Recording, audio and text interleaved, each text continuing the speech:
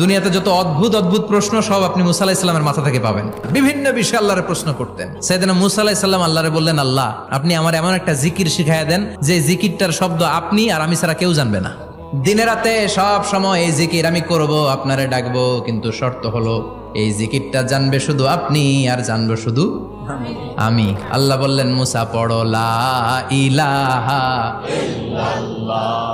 মুসা আলাইহিস সালাম কয়, মাবুদ এটা তো জাতীয় জিকির, সবাই জানে। আমি তো চাইছি এক্সেলেন্ট একটা জিকির, কারো কাছে নাই, শুধু আমি জানবো আর আমি পড়বো। আল্লাহ বললেন, মুসা এই লা ইলাহাকে যদি এক পাল্লায় রেখে দাও, তাম বিশ্ব, 7 আকাশ 7 জমিনটারে তুলে যদি তুমি আরেক পাল্লায় রেখে দাও, লা রাজাহাত কাফাতু লা ইলাহা ইল্লাল্লাহ, মুহূর্তের মধ্যে লা ইলাহার পাল্লা ভারী হয়ে যাবে। ও মুসা, তুমি যতই এক্সক্লুসিভ জিকির চাও, লা ইলাহার চেয়ে দামি জিকির আমার কাছে না।